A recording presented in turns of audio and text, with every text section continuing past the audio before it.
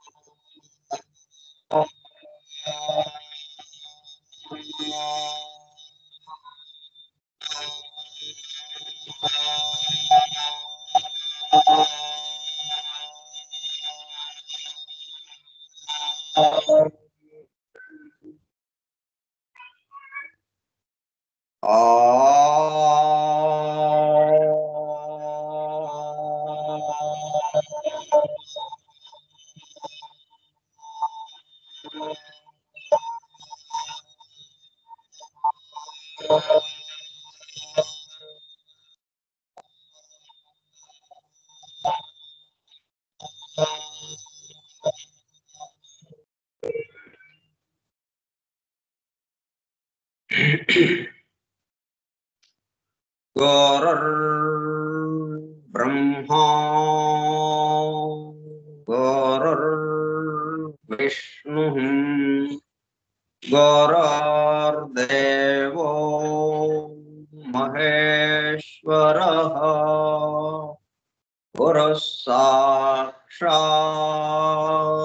परं ब्रह्म तस्मै श्री गुरवे नमः।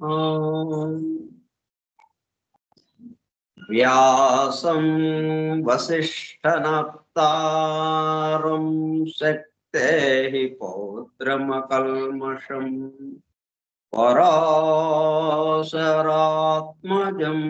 वन्दे सुकतातं तपोनिधिम् क्लाम्बरधरं विष्णुं शशिवर्णं चतुर्भुजं प्रसन्नवदनं ध्यायेत् सर्वविघ्नोपशान्तये। अगज आनन पद्मार्कं गजाननमहर्निशम् अनेकदं तं भक्तानां एकदन्तमुपास्महे।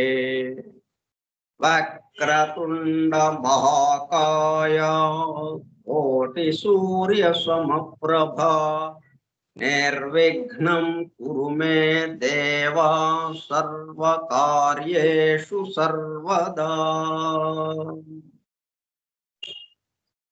सरस्वती नमस्तुभ्यं वरदे कामरूपिणी विद्यारम्भं करिष्यामि सिद्धिर्भवतु मे सदा। ॐ भूर्भुवः स्वः ॐ तत्सवितुर्वरेण्यं भर्गो देवस्य धीमहि धियो यो नः प्रचोदयात्।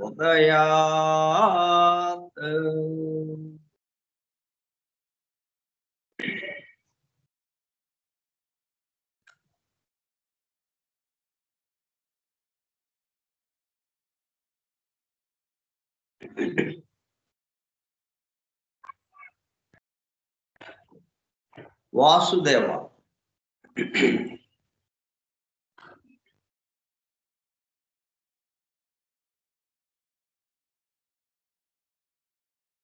ఇప్పుడు మనం గానం చేసుకున్నటువంటి 7 శ్లోకాలు కూడా ఈ సృష్టికి సంబంధించిన సమస్త రహస్యాలని తన గర్భంలో దాచుకున్నాడు. వాటిని ఉచ్చరించడం ద్వారా ఇక్కడేం జరుగుతుంది, వాటికి సంబంధించిన విషయాలు మనలో మేల్కొనడానికి అవకాశం ఉంటుంది, వాటితో అనుసంధానం అవటానికి. అంటే ఎప్పటికప్పుడు మనం మన చుట్టూ ఉన్న ఒక 10 మందితోనే అనుసంధానం అవటం కాదు, పరిమితమైనటువంటి విషయాలతో అనుసంధానం అవటమే కాకుండా ఈ సమస్త సృష్టితో అనుసంధానం అవటానికి ఇవి ఉపయోగపడతాయి. మనకు తెలియకుండానే మనకు వచ్చే ఆలోచనలు మారిపోతాయి ఆ ప్రయత్నం.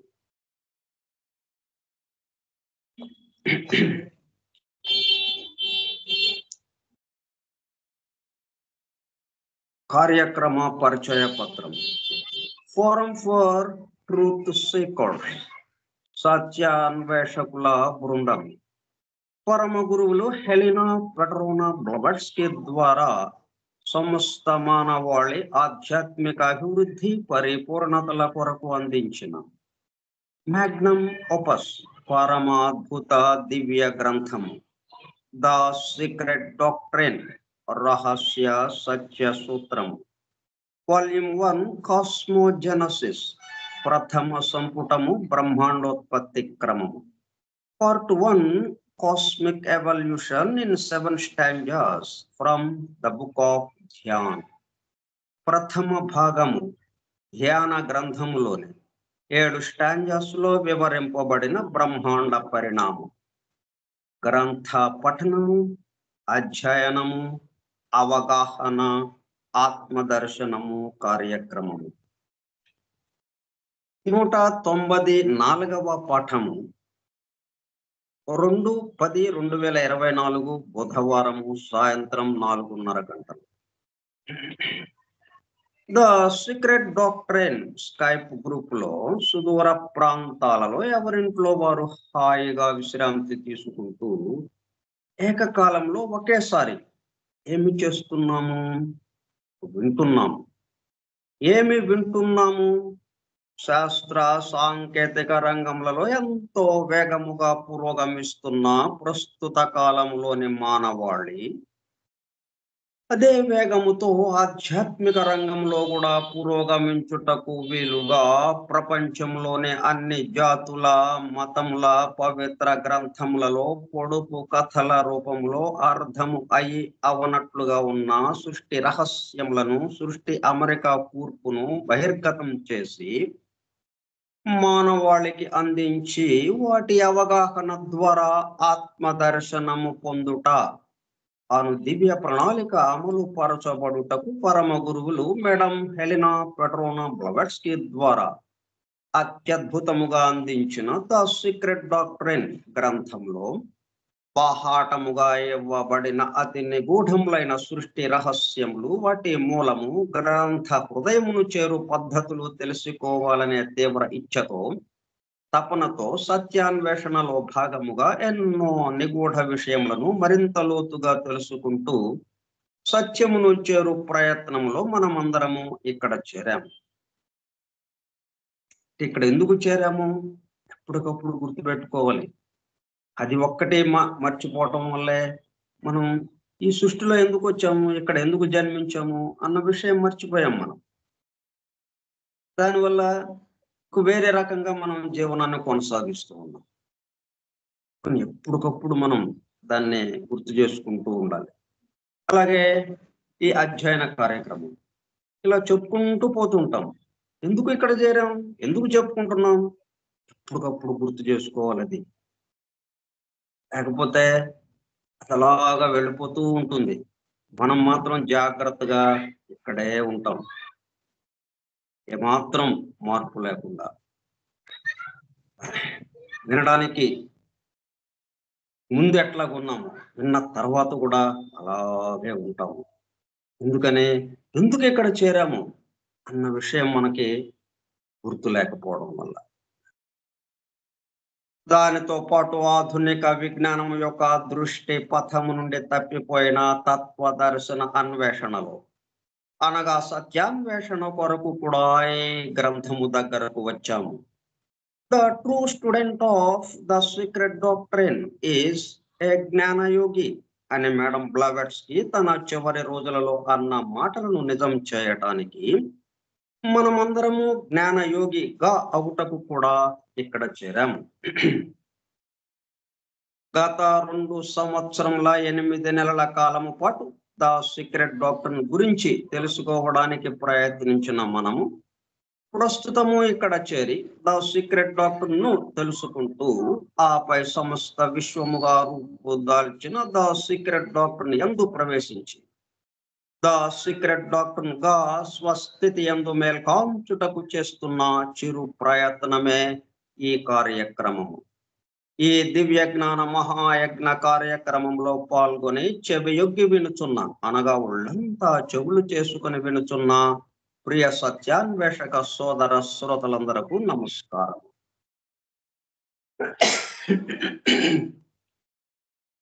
అని బెసెంట్ ద్వారా ప్రసాదింపబడిన universal prayer invocation. O hidden life, vibrant in every atom, oh hidden light shining in every creature, oh hidden love embracing all in oneness, may each who feels himself as one with thee know he is also one with every other.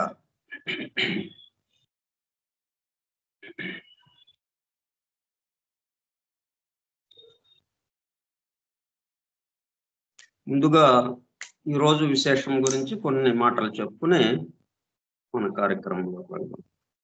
ఎందుకంటే ఇది కూడా ఈ కార్యక్రమానికి సంబంధించినగానే ఉంటుంది. ఈరోజు మనకి ఎవరైతే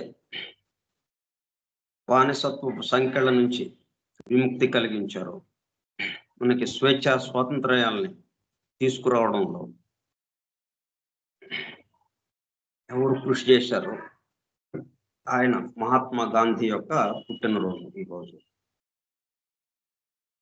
ఇప్పుడు ఎవరి గురించి అయినా ఒకళ్ళు ఈయన ఫలానా అని మనకి ఎలా తెలుస్తుంది అంటే, మనం ఎవరైతే గొప్పవాళ్ళం అనుకుంటున్నామో వాళ్ళ నోటి నుంచి వీళ్ళ గురించి చెప్తే ఓ ఇంత గొప్పవాడైనా అని అనిపిస్తుంది మనకి. ఎందుకంటే మనకి అసలైన నిజమైన గొప్ప వాళ్ళు గురించి మనకి తెలియదు. అది సామాన్యులుగా ఉన్నట్టు అనిపిస్తుంది. మనం కొంతమందిని గొప్పవాళ్ళం అనుకుంటాం.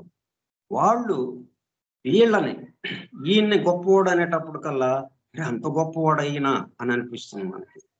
ఇప్పుడు ఐన్స్టీన్ మనకి ప్రముఖ శాస్త్రవేత్త, పరిణామ సిద్ధాంతాన్ని అందించినటువంటి ప్రఖ్యాత సైంటిస్ట్ ఆయన ప్రపంచవ్యాప్తంగా. అటువంటి ఆయన ఏమన్నాడు ఈయన గురించి, గాంధీ గురించి, రక్త మాంసాల దేహంతో అలా ఓ మనిషి ఈ నేల మీద నడయాడాడని చెబితే ముందు తరాల వారు నమ్మరు అన్నాడు ఐన్స్టీన్. అంతగా ఇన్స్పైర్ అయ్యాడనమాట గాంధీ అంటే. దైవముగా చూశాడు. ఒక రక్త మాంసాలతో ఉన్నటువంటి మామూలు సామాన్య దేహం, సామాన్యుడిగా ఈ నేల మీద నడయాడినటువంటి ఆయన ఇట్లా ఉంటాడా అని తర్వాత వాళ్ళు, మనం ఇప్పుడు ఏ స్థితికి వచ్చామంటే దేశంలోని సగం మంది అంటే 2 భాగాలుగా చీలిపోయినట్టుగా ఉంటుంది. ఈయన్ని గొప్పవాడు అని కొంతమంది భావిస్తుంటే ఈయన వల్లే అసలు మన దేశం మొత్తం పాడైపోయింది. మనకి స్వాతంత్రం వచ్చినా గానీ ఉపయోగం లేకుండా అయిపోయింది. మొత్తం భ్రష్టు పట్టించాడు ఈయన అన్నట్టుగా ఈయన మీద రాళ్ళు వేస్తున్నారు. అది కొంతమంది అంటే అట్లా 75 సంవత్సరాలు అయ్యేటప్పుడు కదా తరాలు మారిపోయినాయి, 3 తరాలు మారిపోయినాయి. మరి ఆయన ఏం చేశారో ఏంటో ఏమాత్రం ఆలోచన లేకుండా మనం అలాగ అనేస్తుంటాం. సహజం అది. మన తరువాత తరాల వాళ్ళు వెనకటి తరాల వాళ్ళ గురించి అట్లా భావిస్తూ ఉంటారు. ఇప్పుడు దాని విషయాలు ఆలోచిస్తూ. కానీ ఐన్‌స్టీన్ మరి అట్లా చెప్పాడు చూడండి. మరి ఐన్‌స్టీన్ అంటే ఆయన అబద్ధం చెప్పడు గదా! పోనీ ఆయన దేశస్థుడా? ఆయనకు కావాల్సిన వాడైనా కాదు. వేరే దేశం ఆయన. ఈయనెవరో గూడా తెలీదు. అటువంటి ఆయన గురించి రక్త మాంసాల దేహంతో అలా ఓ మనిషి ఈ నేల మీద నడయాడాడని చెబితే ముందు తరాల వారు నమ్మరు అన్నాడు ఐన్‌స్టీన్. ఇంకా మనకి తెలిసిన ఎంతో మంది ప్రముఖులు. ఎవరెవరు? టాల్‌స్టాయ్ ప్రఖ్యాత రచయిత. ఆయన కథలు ప్రపంచవ్యాప్తంగా ఎంతో గొప్పతనాన్ని తీసుకొచ్చినాయి ఆయనకి. ఎంతో ప్రఖ్యాతి వహించినాయి అవి. జోసెఫ్ స్టాలిన్ రష్యాని ఒక పద్ధతిలో నిలబెట్టిన ఆయన. లెనిన్ తర్వాత దాన్ని ఒక క్రమ పద్ధతిలోకి తీసుకువచ్చిన ఆయన. Stalin, Winston Churchill, JF Kennedy, Martin Luther king, Nelson Mandela దాకా ఎందరో గాంధీజీ వల్ల ప్రభావితమయ్యారు. అందుకే గాంధీజీ ఆత్మకథ పిల్లలందరూ చదవాలి. లేదా కనీసం ఆయనపై వచ్చిన సినిమాలు చూడాలి. ఇట్లా ఆయన ఒక విశేషం ఏంటంటే ప్రపంచవ్యాప్తంగా స్వాతంత్ర సంగ్రామం కోసం పోరాడిన వాళ్ళు ఎంతో మంది ఉన్నారు. కానీ ఈయన ఎట్లాగా పోరాడాడు? మన దేశ స్వాతంత్రం కోసం పోరాడుతూనే సత్యాన్వేషణ అనే దాన్ని కూడా దీనికి జత చేశాడు. అందుకనే మై ఎక్స్పెరిమెంట్స్ విత్ ట్రూత్ అని ఒక గ్రంథం రాశాడు ఆయన. My experiments with truth. అంటే సత్యంతో నా ప్రయోగాలు లేకపోతే నా అనుభవాలు. ఆ సత్యాన్వేషణలో ఆయనకు కలిగిన అనుభవాలు. ఆ సత్యాన్ని ఎలాగ అనుభూతి చెందాడు ఆయన. ఆ విషయాలతో కూడుకుని గ్రంథమే రాశాడు ఆయన. అంటే అసలైన లక్ష్యం ఏదైతే ఉందో మానవుడి యొక్క లక్ష్యం, దాన్ని అదే సమయంలో ఈ దేశానికి సంబంధించిన స్వాతంత్రం కోసం. అంటే ఆయన 2 పనులు చేశారు. దేశానికి స్వాతంత్రము సంపాదించడమే కాకుండా, దేశంలో ఉన్న ప్రజలు కూడా స్వేచ్ఛా స్వాతంత్రాలుగా ఉండాలి. స్వేచ్ఛ పొందాలి. అంటే వాళ్ళ యొక్క భౌతిక విషయాల నుంచి, వాళ్ళ యొక్క తత్వము నుంచి, వాళ్ళు వాళ్ళ యొక్క స్వస్థితిలోకి రావాలి అన్నట్టుగా ఆయన పోరాటం జరిగింది. తర్వాత భగవద్గీత ఆయన్ని బాగా ఆకర్షించింది. భగవద్గీత మీద ఆయన ఏం చెప్పారో ఒకసారి చూద్దాం. అండ్ ఆయన జీవిత సందేశం దీంట్లో ఉంది ఈ కొంచెంలో. వాళ్ళు ఊరికే మాట్లాడడం కాకుండా ముందు చేసి తర్వాత మాట్లాడడం చేస్తుంటారు.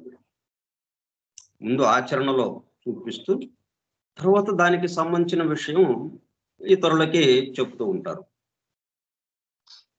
Gandhiji's discourse on the Bhagavad Gita.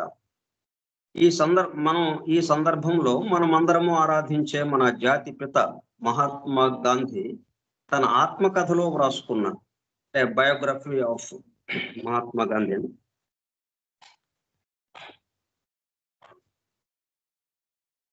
ఒక విషయం గురించి ప్రస్తావించుకుందాం. Following is an extract from the editor's introduction to an autobiography or the story of my experiments with truth, introduced with notes by త్రిదీప్ సుహృద్. ఆ గ్రంథానికి ఎడిటర్ గా ఉన్నటువంటి ఒక ఆయన పరిచయం రాశాడు అన్నమాట. ఆ పరిచయంలో ఈ విధమైనటువంటి విషయాలు మనకి అందించాడు. Gandhi decided to give a daily discourse on the Gita. ఆయన జీవితం ఈ స్వాతంత్ర సంగ్రామం కోసం పోరాడుతూ ఉండగా సబర్మతి ఆశ్రమంలో ఒక రోజు అనుకున్నాడు ఆయన, ఈ భగవద్గీత మీద ప్రతిరోజు కొంతసేపు ముచ్చటించుకోవాలి అని ఒక తీర్మానం చేసుకున్నాడు ఆయన. Hoping to elaborate on the incessant striving to lead his life by ideals.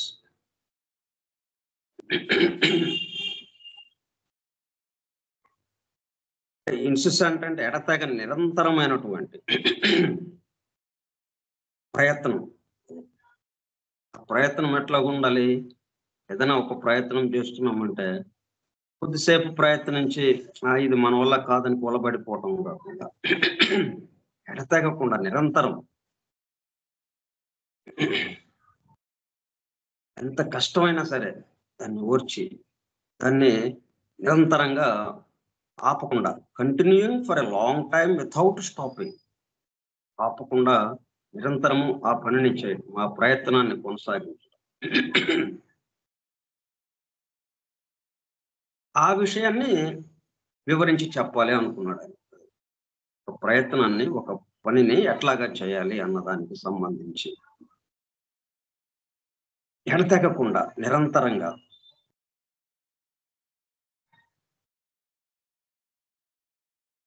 Lead his life by ideals. అంటే ఏ ఆదర్శాలతో అయితే తన జీవితాన్ని నడుపుకుంటూ ఉన్నాడో ఆ ఆదర్శాలని వివరించాలి అని కూడా. The morning prayer provided the occasion. ఎలాగా చెప్పాలి, ఎప్పుడు చెప్పాలి? ప్రత్యేకంగా అంటే మళ్ళీ అందరూ ఒక చోటకి కూడాలి. ఎలాగో అందరూ మార్నింగ్ ప్రేయర్కి చేరుతున్నారు. ఆశ్రమంలో ఉదయం ప్రేయర్ సమయానికి అందరూ ఒక్క చోట చేరి ఆ ప్రార్థన చేస్తూ ఉన్నారు. కాబట్టి ఆ సమయాన్ని ఆయన ఎన్నుకున్నాడు. ఈ సమయంలో మనం ఈ భగవద్గీతకి సంబంధించిన విషయం చెబుదాం. అలాగే ప్రయత్నం ఎట్లాగా ఉండాలి, ఒక ప్రయత్నాన్ని మనం చేస్తున్నామంటే దాన్ని ఎలా కొనసాగించాలి మధ్యలో ఆపకుండా అని, ఆ ఆదర్శాలకు అనుగుణంగా ఆదర్శాలని మన జీవితంలో ఆచరణలో ఎలా పెట్టుకోవాలి అని ఆ విషయాలు వివరిద్దాం భగవద్గీతలో చెప్పబడిన విధంగా అని ఆయన అనుకున్నాడు అనమాట. అది ప్రేయర్ అయితే సరిపోతుంది, ప్రేయర్కి అందరూ ఉంటారు కాబట్టి provided the occasion. On 24th February 1926, అంటే 1926 ఫిబ్రవరి నెల 24వ తేదీన Gandhi started the first discourse. మొట్టమొదటిగా ఇక గీత మీద తన యొక్క ప్రవచనాన్ని మొదలు పెట్టాడు 1926 ఫిబ్రవరి 24. By the time he concluded the lecture series on 23rd November 1926. అదే సంవత్సరం నవంబరు నెల 23వ తేదీకి అది పూర్తి కాబడింది. ఫిబ్రవరి నుంచి నవంబర్ దాకా ఖచ్చితంగా.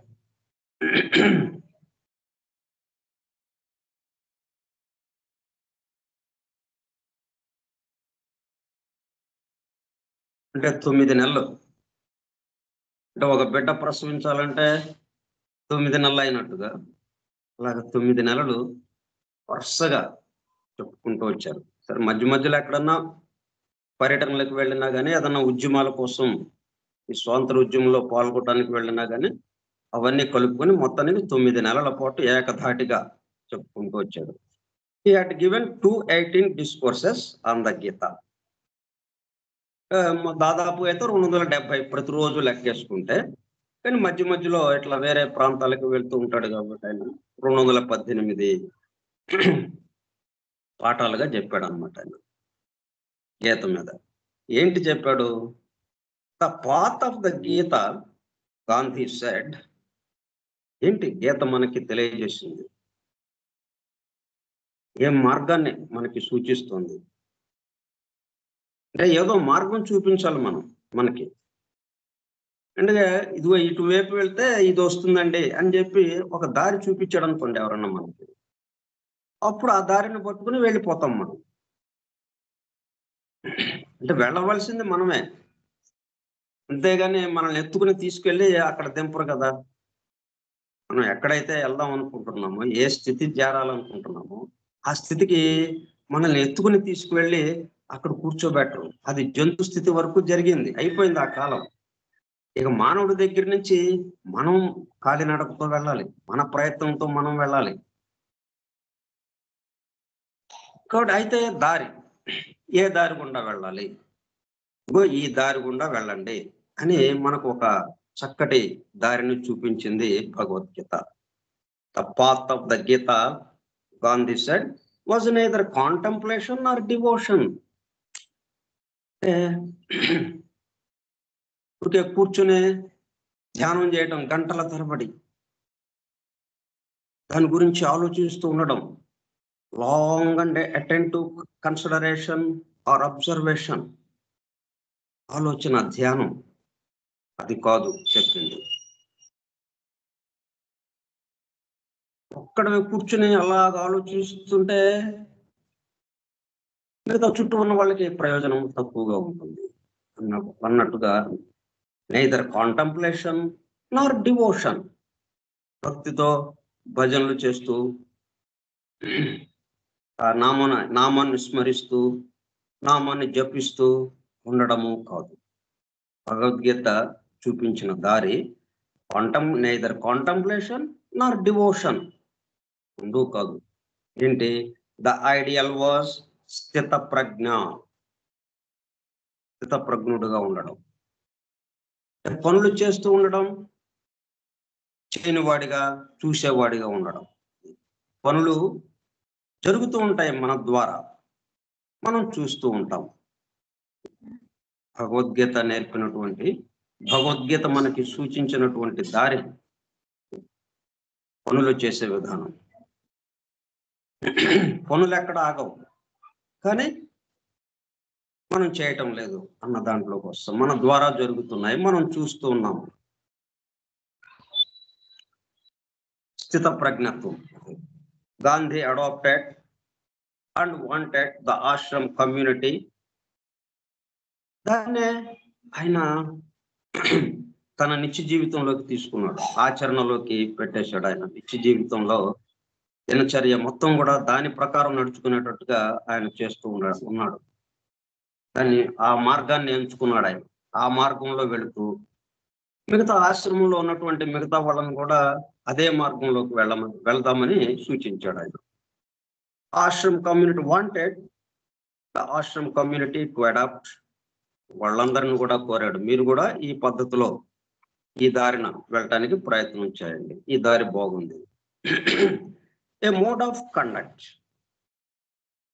a self practice to attain a state where one acts and yet does not act.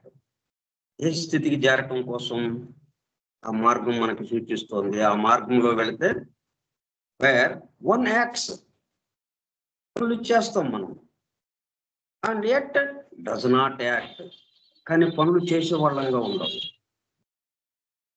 ద్వారా జరపబడుతూ ఉంటాయి. ఫోను పని చేస్తూ ఉంది, కానీ ఫోన్ పని చేయటంలా, ఫోన్ ద్వారా వెళ్ళిపోతూ ఉన్నాయి.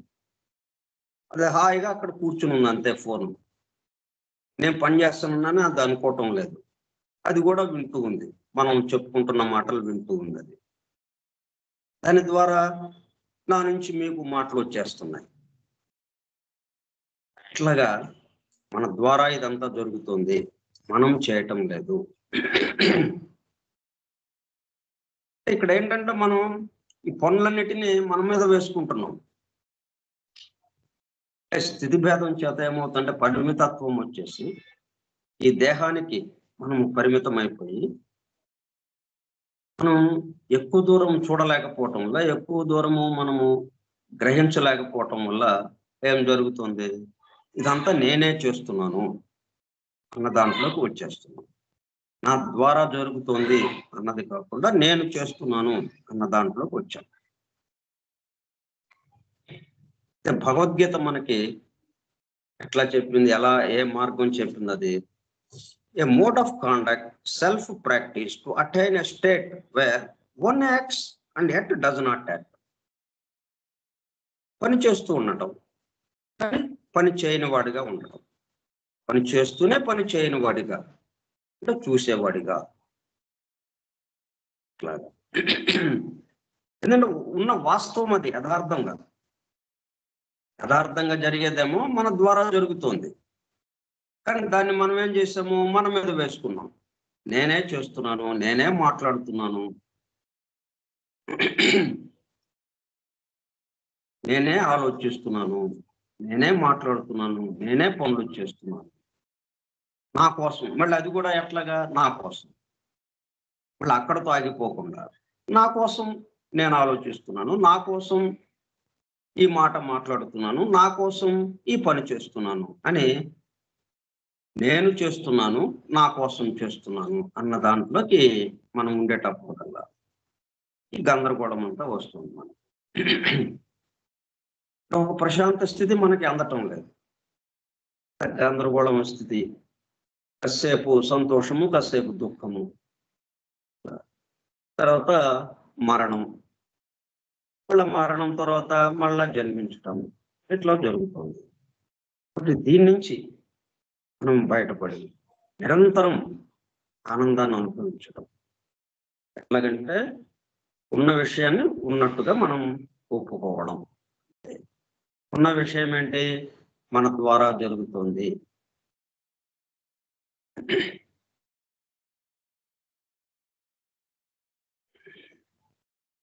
Act does not act.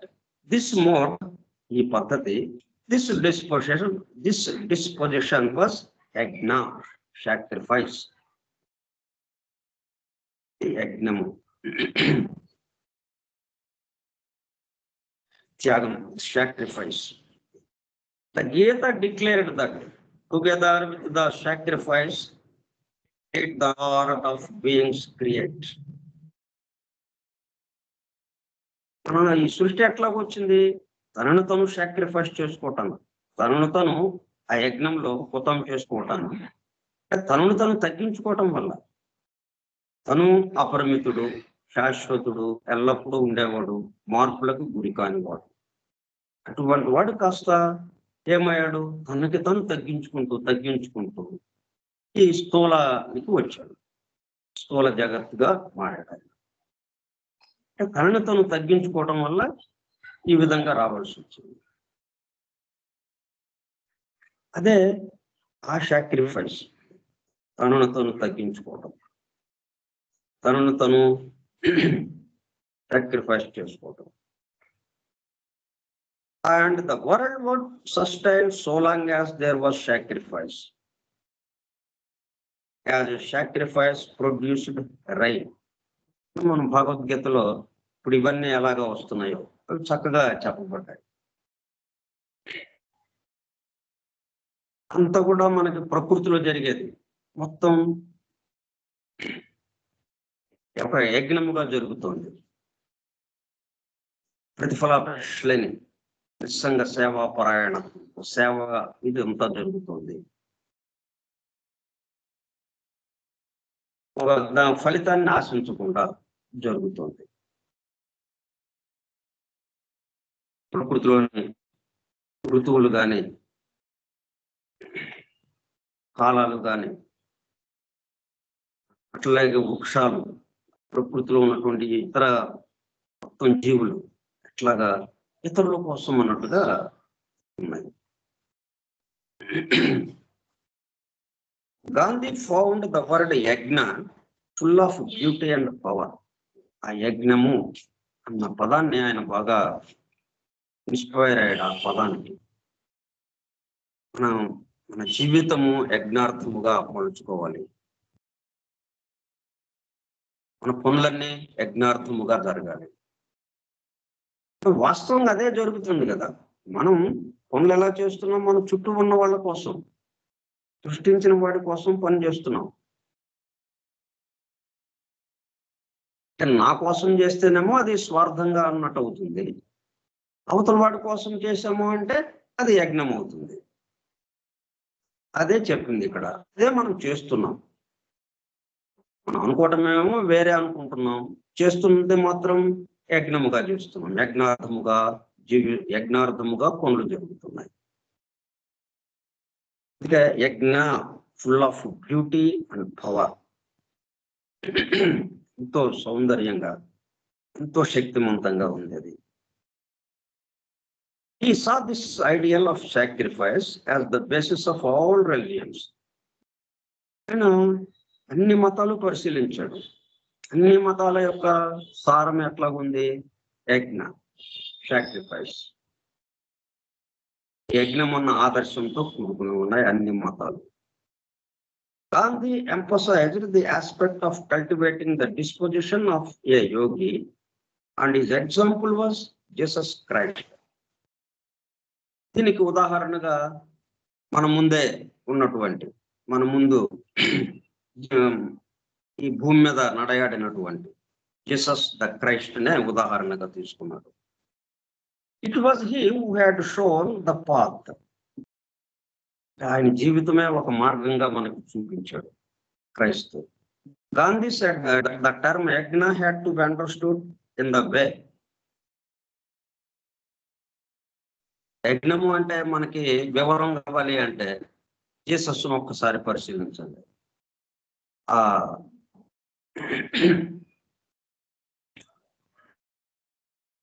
Jesus put on a crown of thorns. అని కిరీటం పెట్టారు. ఏంటా కిరీటము? మణులు మాణిక్యాలతో ఉన్నటువంటిది కాదు. బంగారము, మణులు, మాణిక్యాలు, వజ్రాలు, వైఢూర్యాలతో చేసిన కిరీటం కాదు అది. ముళ్ళతో చేసిన కిరీటం. అది ఏమాత్రం కదిలినా రక్తం, అది గుచ్చుకొని రక్తం కారుతుంది. అటువంటి కిరీటాన్ని, ముళ్ళ కిరీటాన్ని ఆయన నెత్తి మీద, ఆయన శిరస్సు మీద ధరింపజేశారు. థార్న్స్ ఎందుకు పెట్టుకున్నాడు ఆయన? To win salvation for his people. సమస్త జనులు అందరూ పాప విముక్తులు కావాలి, పరిపూర్ణులు కావాలి వీళ్ళందరూ. ఈ సమస్త జీవుల కోసం ఆయన అలాగా ఆ ముళ్ళ కిరీటాన్ని ధరించాడు. allowed his hands and feet to be nailed. ఆ చేతులకి కాళ్ళకి మేకులు దించుతుంటే అంగీకరించాడు ఆయన. కదలకుండా ఉన్నాడు మౌనంగా. and suffered agonies before he gave up the ghost. ఆ భౌతిక దేహం నుంచి బయటికి వచ్చే వరకు ఎంతో బాధని అనుభవించాడు ఆయన. This has been the law of యజ్ఞ. ఇట్లా ఒకరి కోసం తను బాధలను అనుభవించడము అన్నట్టుగా జీసస్ క్రైస్ట్ మనకి చక్కటి ఉదాహరణ. గాంధీ ఆ ఆశ్రమ వాసులకి ఈ డిస్కోర్సులో భగవద్గీత మీద ప్రవచనాన్ని చెప్తూ, భగవద్గీతను వ్యాఖ్యానిస్తూ చెప్పిన మాటలకు, from immemorial times without yajna the earth cannot exist even for a moment. ఇట్లా యజ్ఞం ఒకరి కోసం ఒకళ్ళం, అందరి కోసం అందరూ. సృష్టి ఎట్లాగా ఏర్పడుతుంది? మిగతా అందరి కోసము పనిచేయటం. ఎవరైనా కానీ తను ఒక్కడి కోసం కాదు పనిచేయటం, తన చుట్టూ ఉన్న వాళ్ళ కోసం పనిచేస్తేనే అది ముందుకు వెళ్ళటం జరుగుతుంది తన జీవితం.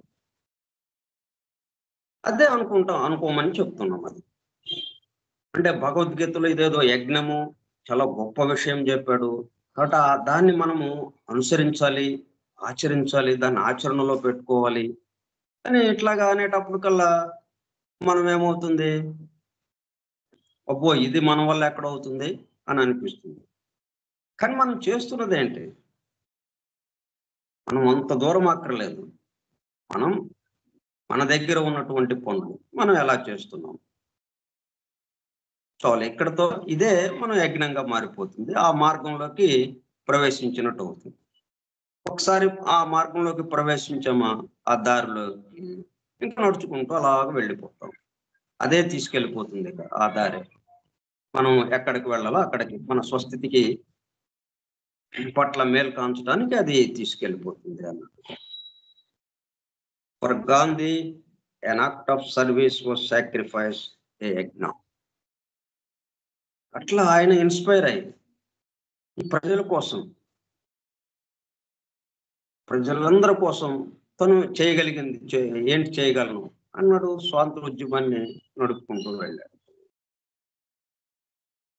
అటువంటి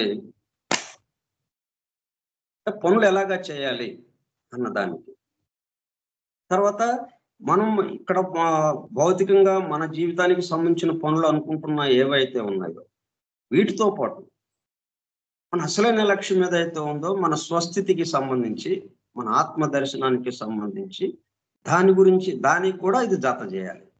అంటే ఇదే పని మనం చేస్తున్నా. ఇప్పుడు మనం ఇది చెప్పుకుంటున్నాము. ఇట్లాగా మనం అధ్యయనం చేస్తున్నాం. ఈ పాఠాలు చెప్పుకుంటున్నాం, మనం వివరించుకుంటున్నాం. ఇది మనం ఏదో గ్రంథాల్లో ఉన్న సీక్రెట్ డాక్టర్‌ను, అట్లాగే hidden wisdom in the Holi Bible, ఇట్లా ఈ గ్రంథాల్లో ఉన్న విషయాన్ని మనం తెలుసుకోవడానికి ప్రయత్నం చేస్తున్నాం అని అక్కడితో మనం పరిమితం అవ్వకుండా, ఇదే మనల్ని ఎక్కడికి తీసుకెళ్ళాలి? మన అసలైన స్థితి ఏదైతే ఉందో దాని పట్ల మేలు కాంచడానికి, మనం మన చుట్టూ ఉన్న వాళ్ళ కోసం, ఈ సృష్టించిన వాడి కోసం, ఈ సృష్టి కోసం, మనం చేసే ప్రతి పని ఈ సృష్టి కోసం. ఇది కొత్తగా వచ్చిందేం కాదు, మనం చేస్తున్నాం అది. అని ఇట్లా అనేటప్పటికల్లా అమ్మో అని అనిపిస్తుంది మనకి. కానీ మనం అది చేస్తున్నాం కదా. చేయకపోతే అబ్బో అటేపు మేము ఎక్కడొస్తామండి బాబు. ఏదో ఇట్లా జీవితం గడపనివ్వండి. ఏదో ఇలాగ గడిచిపోతుంటే చాలులేండి. అమ్మో అటువైపుకి ఎక్కడొస్తాం మేము. ఇంత పెద్ద ఆదర్శంలోకి, ఇంత పెద్ద ఆదర్శం అందరి కోసం అంట. మేమెక్కడొస్తాం అని అనుకోవచ్చు. కానీ నువ్వు చేస్తున్నది అందరి కోసం, సృష్టి కోసం.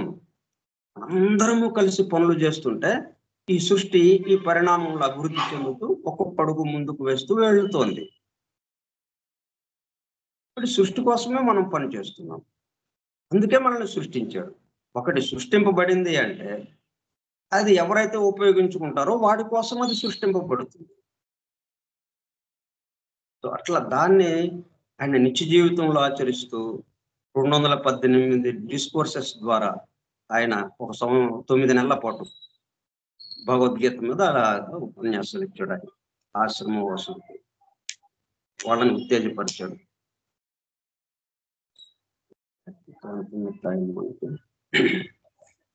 మనం 9వ శ్లోకానికి, అంటే మొదటి స్టాంజాకి సంబంధించిన 9వ శ్లోకంలో ఉన్నాం మనం ప్రస్తుతం.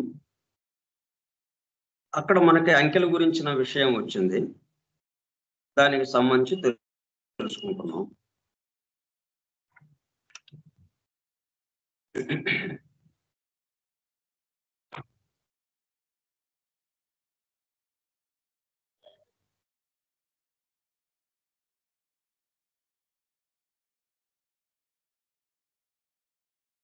The occultist should practice meditating upon numbers and their potencies.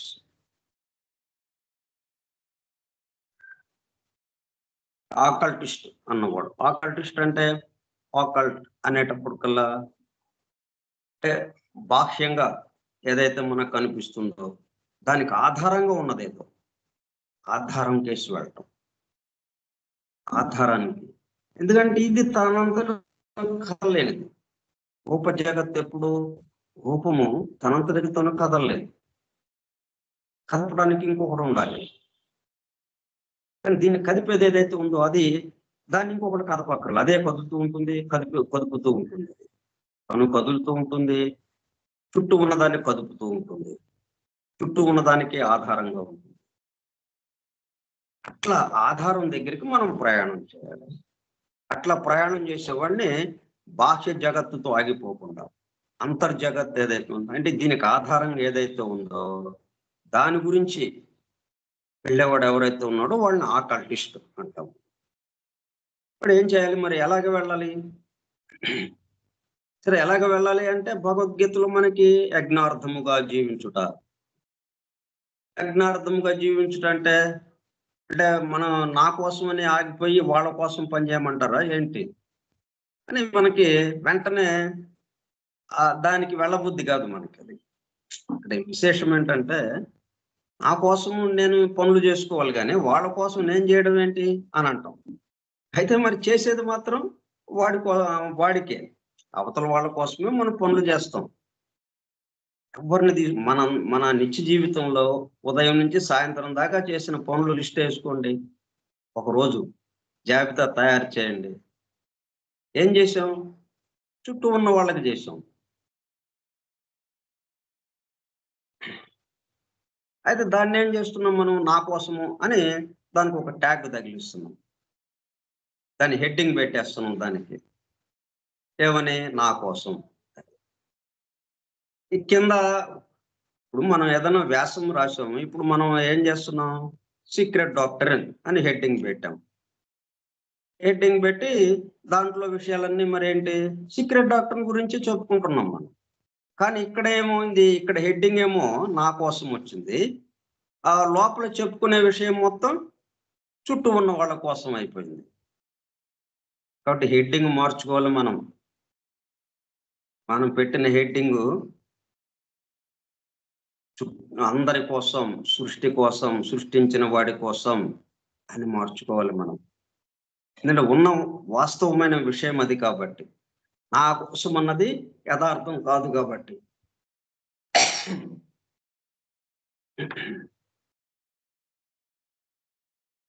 కాబట్టి ఆకల్టిస్ట్ అనేటప్పటికల్లా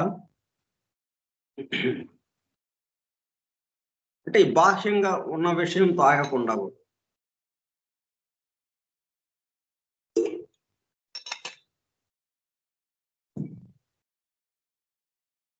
అందుకే బెసెంట్ ఆ ప్రేయర్ ఇచ్చిన దాంట్లో ఎలాగుంది invocation? Hidden, hidden, hidden, hidden life, hidden light, hidden love. మనకి లైఫ్ ఉంది, లైట్ ఉంది, బాహ్యంగా లవ్ ఉంది. కానీ అవన్నీ ఏంటి? నా కోసం, నా కోసం అన్నట్టుగా ఉన్నాయి. అందుకనే హిడెన్ అని ఆ పదాన్ని చేర్చాల్సి వచ్చింది. బాహ్యంగా ఉన్న ప్రేమ కాదు. బాహ్యంగా ఉన్న ప్రేమ అవసరాన్ని బట్టి అన్నట్టుగా ఉంటుంది. అలాగే వెలుగు, అలాగే జీవము, చైతన్యం, ప్రాణశక్తి ఇవన్నీ. ఇట్లా కాకుండా లోపల దాగి ఉన్నటువంటిది ఏదైతే ఉందో రహస్య గర్భితముగా ఉన్నది. దాని గురించి ఆమె ప్రస్తావించింది. అట్లాగే ఇక్కడ అది అట్లా లోపలగా ఏది ఉందో వాటికి వెళ్ళే వాళ్ళని, వాటి గురించి పరిశీలించే వాళ్ళని, వాటి గురించి తెలుసుకొని వాటి పట్ల మేల్కాంచే వాళ్ళని ఆకల్టిస్ట్ అని పిలుస్తాం. ఏం చేయాలి ఇప్పుడు దానికి? అట్లా లోపల ఉన్నాయి మనం అనుభూతి చెందాలి అంటే practice meditating upon numbers and their potencies. ఈ సంఖ్యలని 1, 2, 3 దాంట్లో గర్భితమైనటువంటి శక్తి. దాని గురించి ధ్యానం చేయాలి. Meditation upon any one of the 9 numbers మనకి 1 నుంచి 9 అన్నది మనకి తెలిసింది. మనకి 1 నుంచి 9 ఉన్నాయి సంఖ్యలు. Imparts a particular potency to his mind, which enables the mind to draw a channel into buddhi and experience. ఇది ఎట్లా ఉపయోగపడుతుంది మనకి? ఇదొక మార్గం. మనకి ఏంటంటే ఇప్పుడు మైండ్ ద్వారా ఇదంతా జరగాలి. మైండ్ ఏమవుతోంది? 2 భాగాలుగా చీలిపోయినట్టు అయింది అది. ఒక భాగం ఏమో లోయర్ మైండ్గా ఉంది, ఒక భాగం ఏమో హయ్యర్ మైండ్గా ఉంది. ఈ లోయర్ మైండ్ ఏమవుతోంది? ఈ భౌతిక విషయాలు పరిమితమైనటువంటివి దేహం వరకే పరిమితమై నేను, నా కోసం, నాది అన్నది ఏదైతే ఉందో అక్కడ ఆగిపోతుంది. అది లోయర్ మైండ్. దీన్ని ఏం చేయాలంటే మనం ఈ సంఖ్యలని మనం తలుచుకోవడం ద్వారా, ఈ సంఖ్యల్ని స్మరించడం ద్వారా 1, 2, 3 ఇలా 1, 2, 3 ఇట్లా ఏ భాషలో ఉన్న వాళ్ళు ఆ భాషలో. దాన్ని గుర్తు ఒకటే. అంటే తమాషాగా మనం ప్రపంచవ్యాప్తంగా అందరూ 1 అంటే ఒకే రకమైన గుర్తుతో ఉన్న 1ని వాడతాం. 2 అంటే 2. అంటే ఏ భాషకి సంబంధించి దానికి సంబంధించిన అంకెలు ఉన్నప్పటికీ కామన్‌గా మనం ప్రపంచవ్యాప్తంగా అందరము వాడేది 1, 2, 3 అని ఏదైతే మనం వేస్తున్నామో, మనం దాన్ని అనుకోవటం వేరుగా ఉంటాం. 1, 2, 3 అంటాం. 3 అని 3ని మామూలుగా 3 అనే వేసేస్తాం. 3 అనే గుర్తుతో ఏదైతే ఉందో అందరికీ కామన్‌గా ఉన్నది అది వచ్చేస్తుంది. అట్లాగా వాటిని ధ్యానించటం. ఈ 9 numbers imparts a particular potency to his mind. ఇట్లాగా ధ్యానించేటప్పటికల్లా 1, 1 అని అట్లాగా అనేటప్పటికల్లా దాని యొక్క శక్తి బహిర్గతం అవటం ప్రారంభమవుతుంది. తద్వారా ఎట్లా బహిర్గతం అవుతుంది? మనలో దాని పట్ల మేలు కాంచటం. ఆ శక్తికి సంబంధించి ప్రతిస్పందించి. ఆ ప్రతిస్పందన ద్వారా మనలో ఆ శక్తి పట్ల మేల్కోవటం. మేల్కొనేటప్పటికల్లా లోయర్ మైండ్ కాస్త ఏమైంది? హయ్యర్ మైండ్ వైపుకు వెళ్ళిపోయింది. లోయర్ మైండ్ స్థానంలో హయ్యర్ మైండ్ పనిచేయటం ప్రారంభించింది. హయ్యర్ మైండ్ పనిచేయటం ప్రారంభించిందంటే అది ఎటువైపుకి? బుద్ధి వైపుకి వెళ్ళిపోతుంది. యుక్తాయుక్త విచక్షణ అంత సమత్వంగా ఉండేటట్టుగా, సమతూకంగా ఉండేటట్టుగా.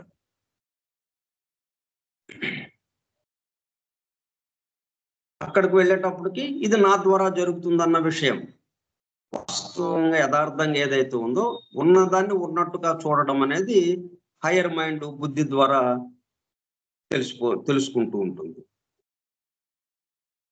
బుద్ధి అండ్ ఎక్స్పీరియన్స్ అప్పుడేమవుతుంది? అనుభూతి చెందటం జరుగుతుంది.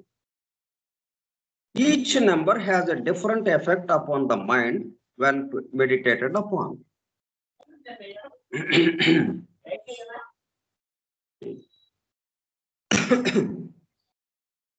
ప్రతి నెంబరు దానికి సంబంధించి మరి 1 అంటే మొత్తానికి సంబంధించింది ఉంటుంది.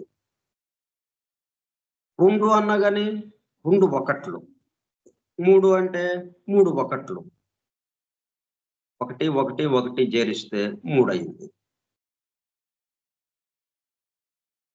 అట్లా ఒక్కొక్క నెంబర్‌కి ఒక్కొక్క రకమైనటువంటి శక్తి గర్భితమై ఉంటుంది నిగూఢంగా. ఆ శక్తి పట్ల మేలు కాంచి అది పనిచేయటం ప్రారంభిస్తుంది. అట్లా మన మనస్సు మీద అది ప్రభావం చూపించటం. ఆ ప్రభావంతో మనం లోయర్ మైండ్ యొక్క విశేషం నుంచి హయ్యర్ మైండ్‌కి పరివర్తన చెందటం. అంటే ఈ నంబర్స్ గురించి అలాగా మెడిటేట్ చేస్తుంటే, ధ్యానం చేస్తూ ఉంటే, దాని గురించే ఆలోచిస్తూ ఉంటే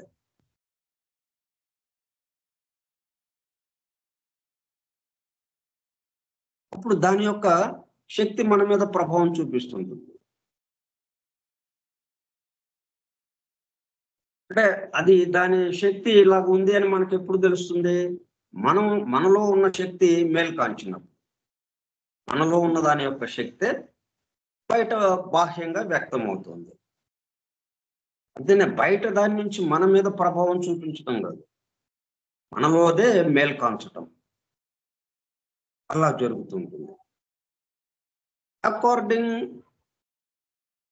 to the effect they produce, the numbers are classified into 3 groups in occultism. ఇట్లా జాగ్రత్తగా మహర్షులు ఆలోచించి వీటిని జాగ్రత్తగా చూస్తే 3 సమూహాలుగా ఇవి ఉన్నాయనేది వాళ్ళకి గమనికలోకి వచ్చింది. 1 నుంచి 9 వరకు ఉన్నటువంటి సంఖ్యలు 3 సమూహాలుగా ఉన్నాయి. 3 గ్రూపులుగా. ఏంటవి? 1, 5 and 7 belong to the first group. మొదటి సమూహానికి సంబంధించి 1, 5, 7. ఎందుకని ఇట్లా 3 గ్రూపులుగా చేశారు, 3 సమూహాలుగా అంటే 3 రకాలైనటువంటి ప్రధానంగా అంటే ఒక్కొక్క నెంబరు, ఒక్కొక్క సంఖ్య ఒక్కొక్క రకమైనటువంటి ప్రభావం చూపిస్తుంటుంది. కానీ ఈ చూపించే ప్రభావంలో మళ్ళీ దగ్గరగా ఉన్నాయి. అది 3 రకాలైనటువంటి విషయాలకి సంబంధించి 3 నెంబర్లు, 3 సంఖ్యలు అలాగా చూపిస్తూ ఉంది ప్రభావం. అందుకని వాటిని అట్లా క్లాసిఫై చేశారు, అట్లా విభాగించారు అనమాట 3 సమూహాలుగా. 1, 5, 7 ఈ 3 సంఖ్యలు ఒక గ్రూప్, మొదటి సమూహానికి సంబంధించి. 2, 4 and 8 belong to the second group. ఇది ఇట్లాగా నిర్ణయానికి రావటానికి, ఈ విధంగా 3 సమూహాలుగా విభాగించటానికి ముందు ఎంతో కసరత్తు జరిగింది. వాటిని ఎన్నో సంవత్సరాల తరబడి గమనిస్తూ ఒక్కొక్క సంఖ్య ఏంటి మన మీద ప్రభావం చూపిస్తోంది, మనలో ఏది మేల్కొంటోంది, ఎట్లా మేల్కొంటోంది, దానికి సంబంధించినటువంటి అంతర్గత శక్తి, ఆ సంఖ్య యొక్క శక్తి ఎలా మనలో గర్భీకృతమైనటువంటి శక్తి మనలో ఎలా మేల్కొంటోంది, అట్లా వివరంగా మనం చూసేటప్పుడు కల్లా ఈ 3 సమూహాలు వాళ్ళకి గమనికలోకి వచ్చినాయి.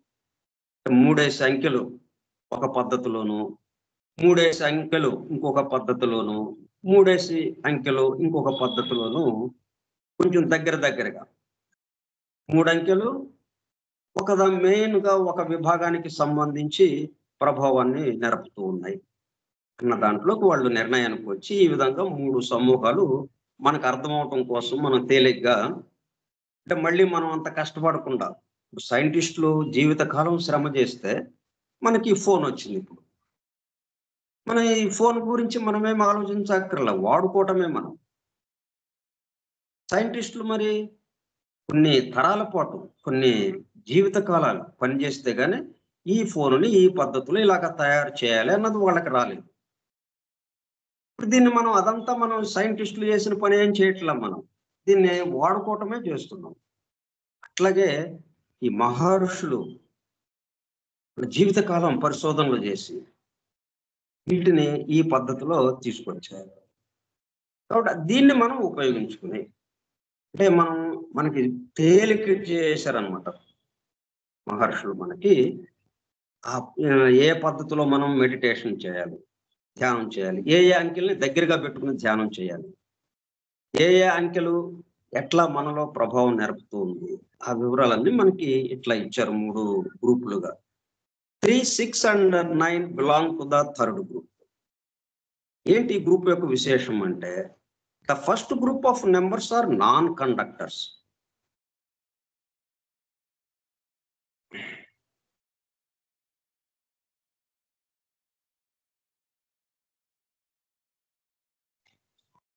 నాన్-కండక్టర్ అంటే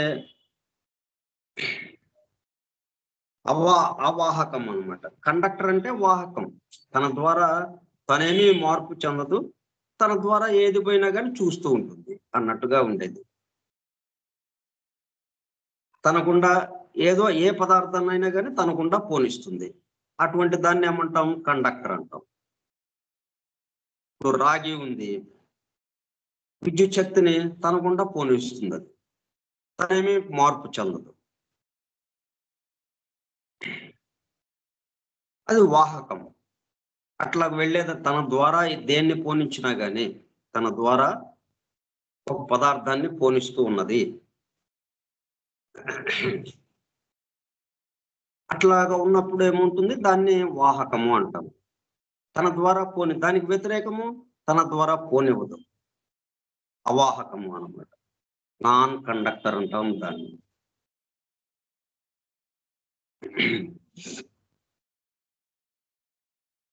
ఇప్పుడు ఫస్ట్ గ్రూప్ ఉన్నాయి చూసారా, numbers 1, 5, 7 belong to the first group. ఏంటి ఫస్ట్ గ్రూప్ యొక్క విశేషము? Non conductors. అంటే వాటి ద్వారా ఏ పదార్థం కూడా వాటిని పోనివ్వదు, అట్లా నిలిపేస్తుంది అది. సరే, they create the primordial egos or units of consciousness which are called monads. Meditating upon this set of numbers imparts the faculty of unification. తన ద్వారా పోనేట్లేదంటే ఏంటి? అంత ఒకటిగా ఉంది అన్న విషయం మనకి చెప్పడం కోసం, ఏకత్వాన్ని మనకి తెలియజేయటం కోసం. ఇది ఏం తయారు చేస్తుంది? ఇది దేన్ని సృష్టిస్తుంది? ఈ 3 నెంబర్లకు సంబంధించి ప్రైమార్డియల్ యూగోస్, అంటే మూలానికి సంబంధించినటువంటి ఆత్మలు ఏవైతే ఉన్నాయో,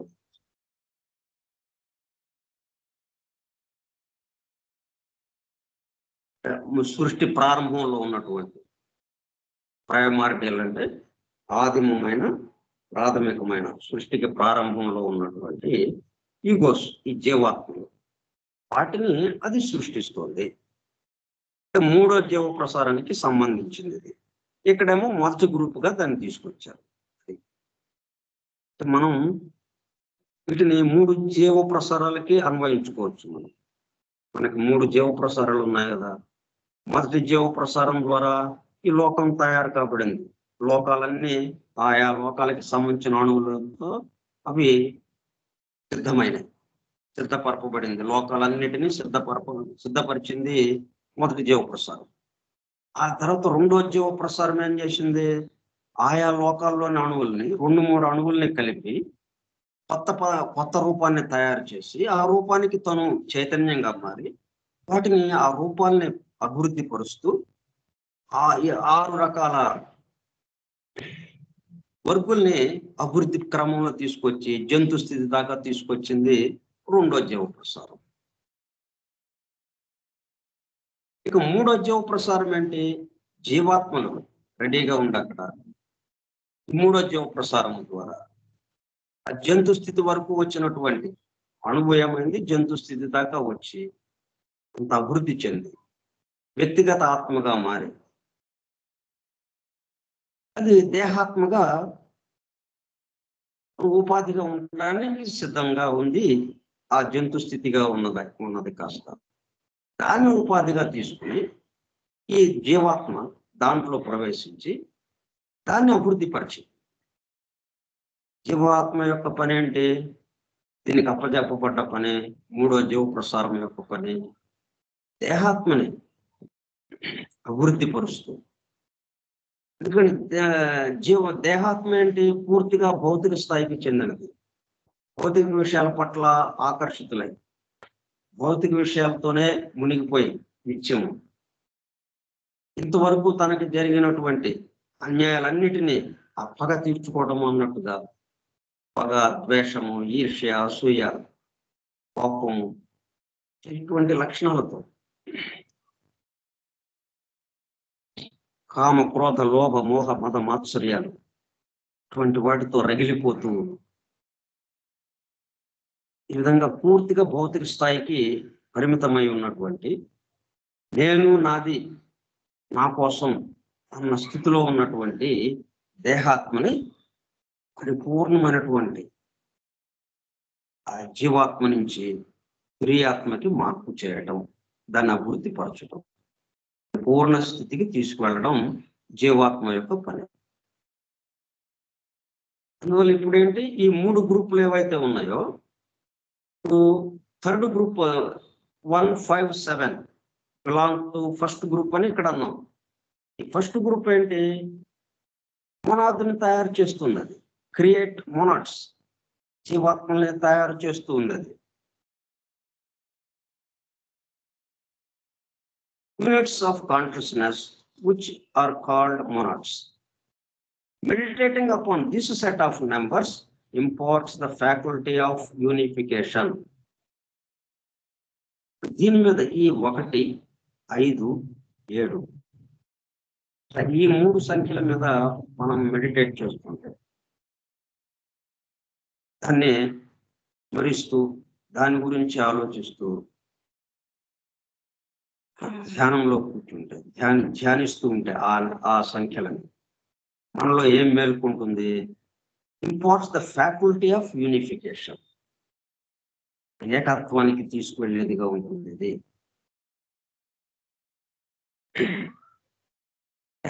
ఇక్కడేమో ఉంది అనేకత్వం.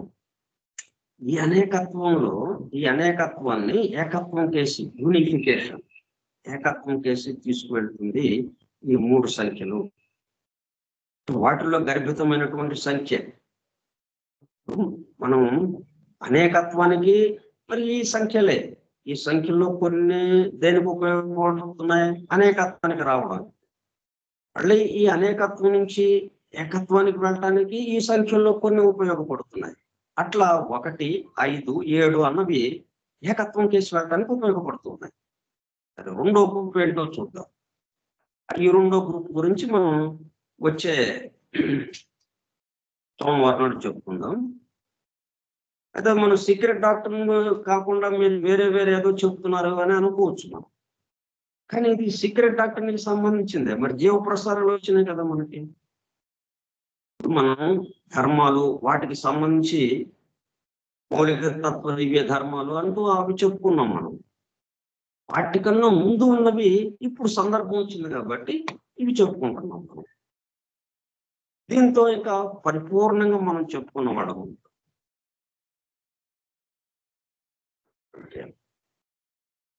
మిగతా విషయాలు మనం వచ్చే సోమవారం నాడు చెప్పుకుందాం.